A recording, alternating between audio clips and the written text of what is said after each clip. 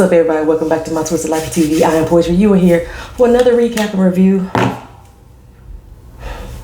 More like a recap, more like thoughts on season 15, episode 1 of Married at First Sight.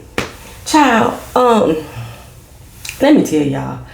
I watched the matchmaking special, I watched Kevin Frazier's special, and I had some ideas and some thoughts and some points of view on who I thought these couples were and whether or not that they would match or gel or what have you.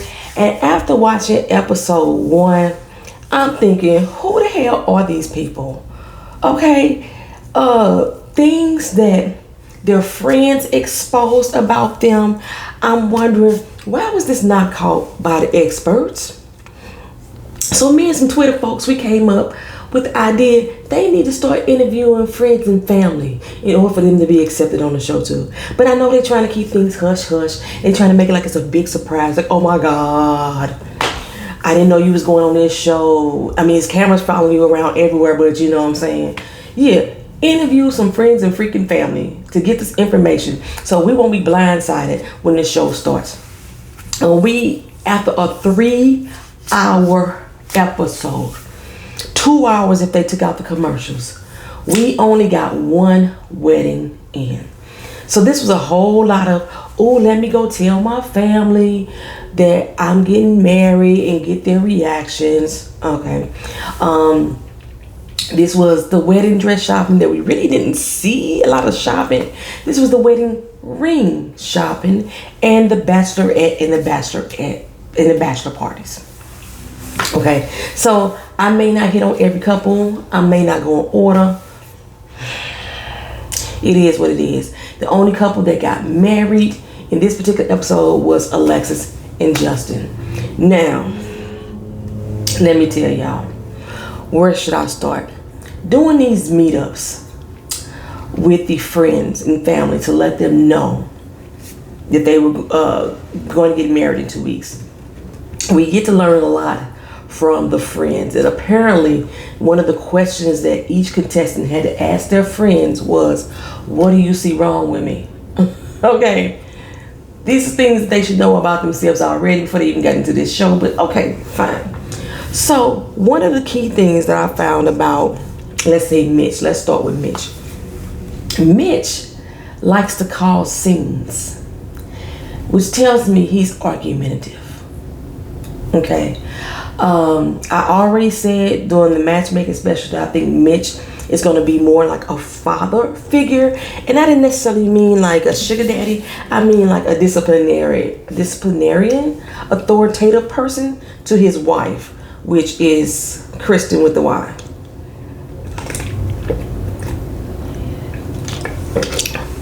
Kristen, on the other hand, I am not sure what's going on with her. It seemed like everybody on this show was previously engaged before, and they had failed marriages. Like, why is this like the do-overs for the failed marriage people? They just all have recently got out of marriages of some sort within the last year. They was going to the altar and it didn't work out. What, did Kristen find out that she found out from his mistress that he was cheating or something like that? It's a munch. But Kristen, she loves her daddy. She's a daddy's girl. But she's not going to even tell her daddy that she get married until the day of the wedding. She told him to get dressed, look pretty, and come here at this particular date. And when he get there, the day of the wedding, she going to tell him.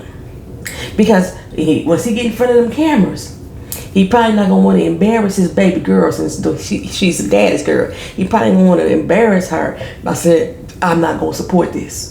Okay, it's too late now. We about to walk down the aisle. But she says if daddy don't approve, it ain't happening. Let's see where they go.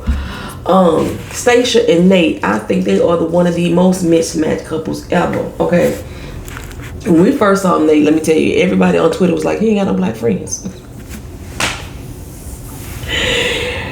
You cannot tell me that one of those two girls that was Nate's friends, and I'm specifically talking about the blonde one, I kept calling her blondie y'all during the first episode, that she like him. She is into Nate. She hoping and wishing that he has the best in life because she is in love with him. You can clearly tell she got feelings. If he ain't messed around with one of them, I would be surprised. But the blonde one, oh yeah, she into Nate real bad. Okay. He's what's the word I want to say? Conceited. Think he has it all in the bag. It's one thing to be sure of yourself, you know, to have confidence in self, but he's arrogant to the point that he doesn't deserve to be, in my opinion. He's not attractive. He has a nice body, and that's about as far as it goes for me. He thinks he's self-made. He's a day trader. A lot of day traders, that's a hard damn job. I'm gonna tell you right now. To be able to sit on the fucking internet all day long, watching the stock market to see if you can sell stock here and buy stock here to make money. It's not an easy job, and it's not always fruitful. Okay, so he has ambition to make money, but I don't think that he is like balling like Stacia is. Stacia evidently got money. She got money to the point her mama like, is she gonna do a posting up? Because if y'all watch my first episode, I told y'all they are not allowed to have prenuptial agreements. So if you coming in with money in the bank, you cannot protect it. You coming in with assets, you cannot protect it. Her mom is like, you better get a god doggone posting up. Okay? And Stacia is saying she is. And if he doesn't agree to sign the posting up by decision day, it's over. They all just going through the process.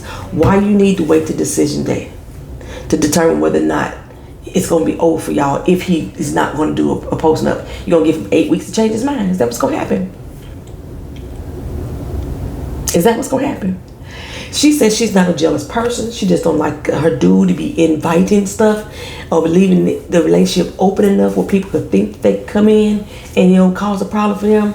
And at the same time, she's having this discussion with her friends or wherever they was at. I think they was at the bachelor party, some mixer with the girls or whatever.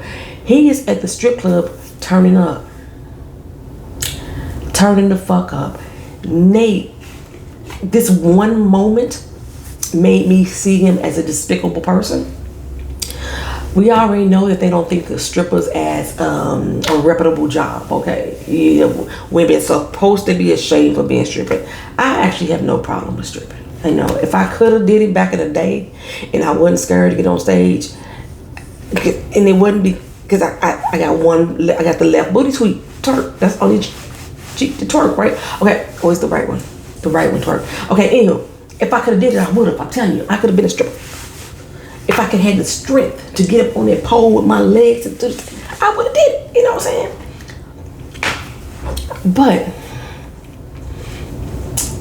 to degrade her in that profession pissed me off, right? So she's dancing, whatever. All the 5 guys are sitting there, you know, Justin acting like he too. Oh my God, I can't look. Oh my God, they don't turn me on. They don't make my dick hard. Nothing makes your dick hard, Justin. Let's be honest. You know, your big dick that you claim you have. Anywho, Nate sits there and tells this woman, get on your knees. Probably a little bit more aggressive than that. I probably was too nice. He might as well say, get the fuck on your knees, bitch. That's the tone in which he said it. Those were the words that actually should have came out of his mouth, was get the fuck on your knees, bitch. That's how he said it to her. He just didn't use fucking bitch. But the way he delivered that message to her pissed me the hell off. All the other men was like, what the fuck is going on? Did he just say that? And she did it. She didn't say, fuck you, nigga. You know what I'm saying? Which is what I would have did if I was a stripper. She looked like the same stripper that was dancing with Elijah Wan. Now, I know the one that was dancing with Elijah Wan was blind, but this is like the exact same girl. She had the same person and everything, as if she is part of the show's crew, and she is just going around city to city for them to participate in these bachelor shows, the bachelor parties. That's what that girl looked like to me. Okay. Yeah, he was real disrespectful for her. I was when she got down on her knees, I was waiting for him to spit in her face or smack her with his dick. That's what I was expecting him to do. No, him and Stacia gonna clash. He's a fuck boy, and I think she gonna see him for it. There's nothing about Nate. I don't understand why Nate and or Stacia made it on the show. However, Stacia so far is one of my favorite people. I don't know. She seemed to be about business. She know what she seemed to know what she want. It's something that's probably gonna come out of her that I ain't gonna like. But right now, she up there for me. I can go all the way up here, but she up there for me. Okay, anywho. So then we have what's the girl name? Morgan and Ben. This another one. It's another disaster waiting to happen. Ben said that he was gonna have to Google he had to Google the internet to find out how many times to have sex with his wife, right? But he said once he does have sex, he was gonna let his mama know. I mean, he said he was saying this to his friend, but he said, I'm gonna tell you and my mama, I'm gonna tell you before I tell my mama. I think that's what he said. What you gonna call your mama to tell your mama you having sex with your wife for? This gonna be a problem. This gonna be a problem. And Morgan seems like a really tough cookie, you know what I'm saying? She does MMA fighting or cage fighting or boxing or something like that. She kicked her friend's tooth out. Chipped the tooth. I don't remember if she said she did it on purpose or not. But I laughed. So I didn't, people on Twitter was like, she still could be my friend. She didn't pay for my damn tooth. Her tooth still fucked up. And Morgan done kicked that damn girl tooth out. Imagine what she'd do to Ben. Now Ben is like stuff Brawny do too, but I think Ben is gonna be too immature for Morgan. Morgan wants man. She wants somebody that's gonna handle her, rough her up, pull on her, and tell her to give it to me, girl. That ain't gonna be Ben. I don't think Ben is gonna initiate it. And Ben is frugal. No, fuck that. Ben is cheap. He cheap as hell. He don't want to turn on the air conditioning or the heat because he wants to save money. What you think he gonna do for a chick like Ben? I mean, like Morgan? Nothing. Oh no. She not high maintenance, but she ain't she want to go out to eat at least once in a while, have a nice dinner, go to a movie. No, Ben is that type of dude that will sit there and watch bootlegs. That's what he is. I see it. They keep finding these Asian men with good jobs, right? He's an engineer. Steve was an ex-engineer. I forgot what Johnny's job is. But they frugal as fuck. Johnny wasn't frugal, but Johnny just didn't like his fucking wife. They try to get the Asian men right. Did y'all realize in this kickoff special that they had was it Johnny talk about Steve? No, they had Steve and Nori talk about Morgan and Ben. They gonna get the Asian couple to come talk about the Asian couple. And people keep on debating with me that Morgan wasn't Asian. She is. She's half Japanese. She's half Caucasian. She's still Asian. Okay. But she wants to go to Japan and see where her family came from. They are seemingly some type of royalty or have some type of name over there in Japan. They got a whole freaking shrine named after the family. She wants to get there to go see that. Not with Ben. He would rather ride a skateboard and own a bike. That's how cheap he is. I'm telling you. Being cheap. Okay, so then we have Lindsay, who is so far the more bubblier version of Lindsay. She seems like she has a demeaning attitude, and I think it may come across without the liquor. But then again, Lindy was the one who had the freezer full of liquor and wasn't nothing else in the refrigerator, remember? I was like, girl, you ain't got no food in there. It was all liquor. So liquor may be involved too. She says she's a loose cannon. She said what's on her mind. She said she'll break a man down. And basically she's the type of person that will emasculate a dude, and she's proud of it. That's what she say about herself. I think she lying. I think she putting on a front. But they put her with the old cosplay wearing Miguel. Now, I have no issue with his grown ass being in cosplay. I don't. I'm one of the people that love Halloween. I dress up every fucking Halloween if I could. If there's a costume party to go to, I want to be the one to dress up.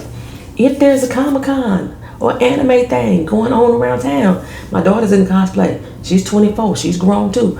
If there's something like that going around and she wants me to go with it, I'm dressing the fuck up. I have no problem with that. He role plays Dungeons and Dragons. His bear looks a lot friendlier than the bear that's in Dungeons and Dragons. I forgot what type of bear it's called. But it's a different type of bear, and it's a real vicious type of bear. Not Miguel's bear. Miguel's bear looks real gentile. It's real gentle. Looks real gentle, and it seems like Lindy is gonna push Miguel over. Now I think that Lindy and Miguel have a lot more in common than the show is leading us to believe. I think they have a lot more in common. However, just like Mark the Shark was trying to pretend that he liked Lindsay because everybody was telling him that he should, I think that Lindy is going to pretend to dislike Miguel because other people are going to find him to be confusing, to find him to be a little weird, a little strange. So she's going to be taking up the side that you are weird, you are strange, but in reality, they're more alike than they are leading us to believe. That's my personal opinion on them. Mitch and Kristen, Nate and Stacia, Lindy and Miguel, Morgan and Ben, Alexis and Justin. First of all, let me tell y'all, Alexis' fucking makeup is on point, baby. She had a little gold right here in her Cupid's bow. Her makeup, whoever doing her makeup is on point, okay? They hitting sister up, and she's a fucking tomboy. One of the things I noticed that the experts said about every last one of these women have strong personalities, and they have personalities that can handle the man that they with. It seems to me that these women on this particular season, because everybody's an athlete, everybody works out, but these ladies have more masculine energy than the men, with the exception of Mitch. I think Mitch is going to be a bitch in a masculine way. I think he's going to be mansplaining a whole lot to Kristen. I already do. But yeah, they hooked her up with Justin. Now Justin thinks everybody thinks he's a piece of meat. Justin, baby, don't nobody think that but you. Matter of fact, you don't even think that. That's why you say it so much, because you're trying to convince yourself that you's a piece of meat. You not. In nobody's eyes. When you first said it, that all these ladies look at me like I'm a piece of meat, they just trying to see if my dick really big. He claimed he been celibate for, I thought he said 4 years. It might have been 2. He been celibate for a couple years. That's what he said, right? But Justin also said he has a girlfriend. And I'm saying has a girlfriend. He was dating someone, in a relationship with someone. And he did not tell her that he got selected for the show to be married. He says she is going to find out when the show airs. Bitch.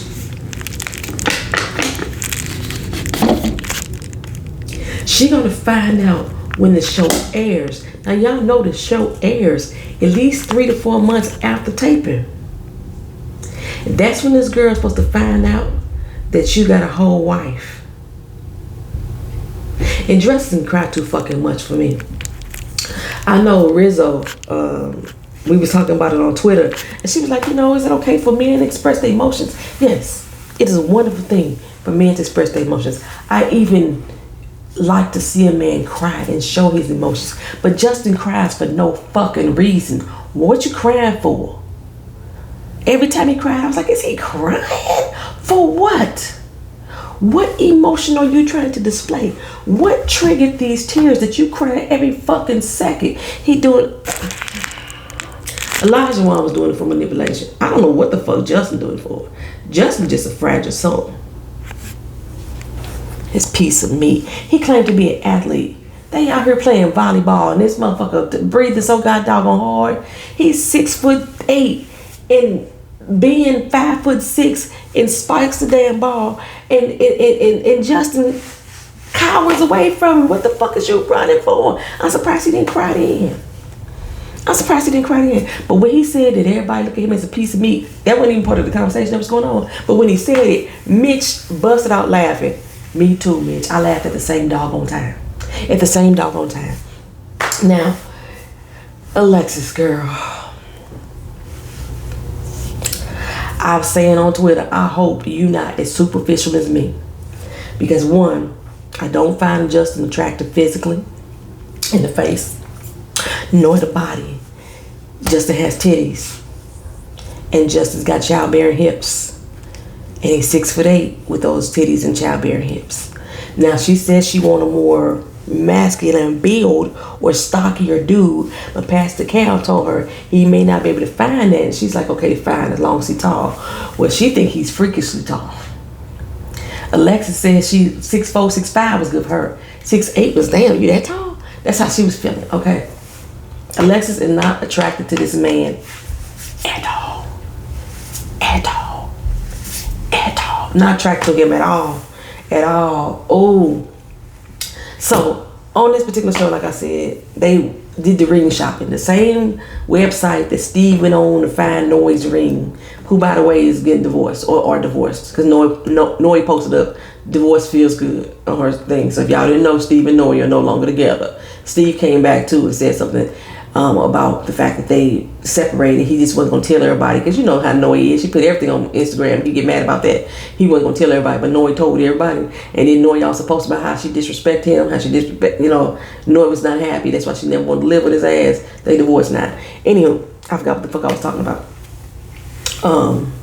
The ring. They all got their rings custom made from the same place that Steve got his ring from. And I do believe that the show pays for the rings. The women, they all went to the same dress shop to get their dresses. We only got to see a couple. Alexis's dress was cute. I just didn't think it was appropriate for a wedding. Somebody called her out of shape because she was talking about Justin. She should be, what's the person saying? She should be happy with her out of shape ass for Justin. No, honey. She's not out of shape. She's probably one of the women on her who is in shape, baby girl. Okay? She's a thick sister with curves and bada boom, bada bang, bada boom. Justin is a tall brother with titties and hips. Childbearing hips. Okay? Make it make sense. Anywho, Justin seems to have a nice personality. I told you they're trying to make him the teddy bear. They're even calling him the teddy bear now. Even though his nickname is Treat, but they're calling him teddy bear as part of his title. When they give the little title on the screen, they put teddy bear, the tall teddy bear, whatever. Because remember Justin said his height intimidates people. I don't think people are really intimidated by you, Justin. You are really in touch with your feminine side. Nothing's wrong with that. But I don't think people's intimidated by you because of that. So yeah, everybody shot for their rings. She went and got her dress. I forgot who else dress we saw. I thought we saw one other person shop for her dress. Did we see everybody shop for their dress? Their dresses wasn't memorable. Stacia, I remember hers because I didn't like it. She said she didn't want nothing simple and basic, and she rode out of there with a simple, basic ass dress. I thought she was gonna have some blinged out something in a heart shaped back something. Your dress was simple as fuck. Okay, but still,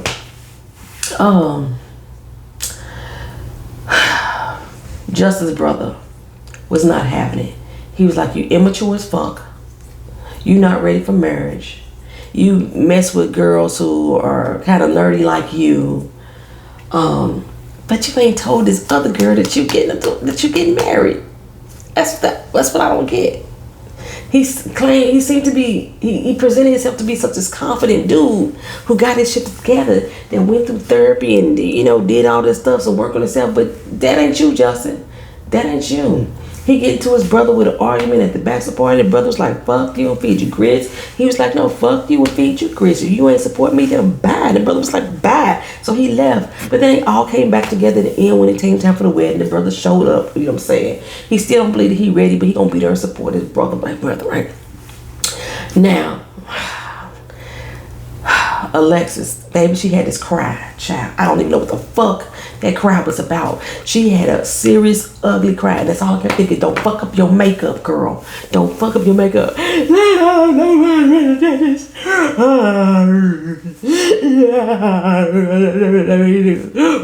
am I doing this? Oh my God.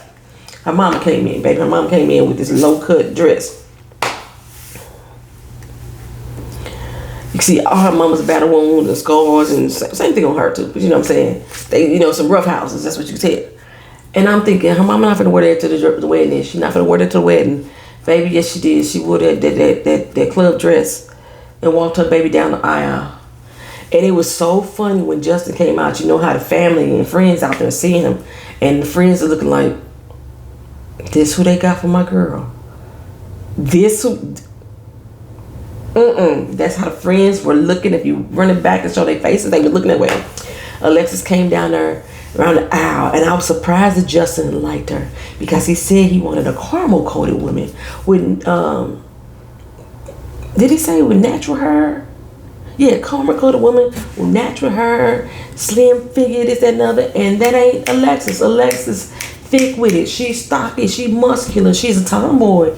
And she chocolate, you know what I'm saying? And she wear weaves and makeup popping. So opposite of what he said he wanted in a woman. That's because Justin don't know what the fuck he wanted in a woman. He don't know. I think Justin's experience with women is very minute.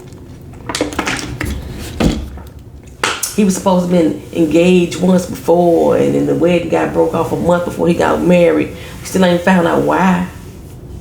But whatever it was, he had to get himself right. But we still ain't found why it had broke off, right? We know that she been engaged, not even engaged, but proposed 2-3 times and turned down each and every one of them because she had this idea of marriage and they wasn't presenting to her what that she wanted. That's why she figured this is the best way for her to go.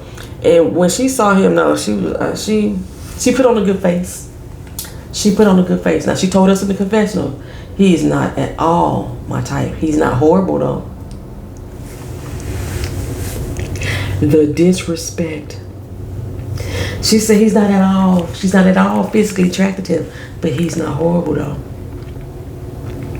She had some nice wedding vows. He had some nice wedding vows. They almost said the same thing. You know what I'm saying? They both like Drake. They both quoted Drake, I think, if I'm not mistaken. You know, they seem like they could be good friends. They seem like they could be good friends. I think, and he was so nervous at the point, and she was like, I got you. You know what I'm saying? He's like, yeah, I got you too. I got you too. You know what I'm saying? I think this is going to be another Jasmina and Michael situation. I just don't think that she's going to be as disrespectful as Jasmina. But it's going to be another situation that she's not physically attracted. I can't see them staying married. I can't see them staying married at all. I was surprised that she actually said I do at the wedding. You know what I'm saying? She probably just give him the best 8 weeks of his life. That's pretty much it. You know, have some fun on the doggone show. Let them pay for some shit for 8 months. Make this little 5 G's a month between us, and do what we gotta do. But yeah, I was just outdone with that whole episode was boring. The best thing about the episode was the tweets. We was tweeting our ass off, y'all. We was tweeting our ass off. That was the best thing about the whole episode. That's probably why I almost didn't do it all on recap and review. Next week we get more weddings. Okay. I may not actually start even doing real reviews, like step by step until we get to the honeymoons. The 2 new experts have not been invited onto the show yet, so we haven't met them yet. Is it something else new? I know they keep saying that this is going to be one of the craziest seasons ever. So I'm thinking we might have a runaway bridesmaid or maybe a runaway husband at the altar. I don't know. I mean, they probably going to come back because, you know. But, yeah, child. I don't know. I don't feel good about Alexis and Justin's relationship. Not as far as a marriage is concerned. Maybe a friendship, but not a marriage. But I think she's open enough to at least still try to go through the process and fake the funk as long as they need it.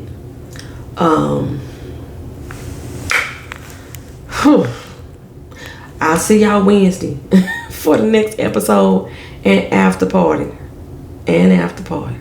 Oh God, y'all. I don't know how this season gonna go. Hopefully I can stick with it. Thank y'all for watching. Thank y'all for being here. Like, comment, share, and subscribe if you feel like being around here for the whole season. Peace.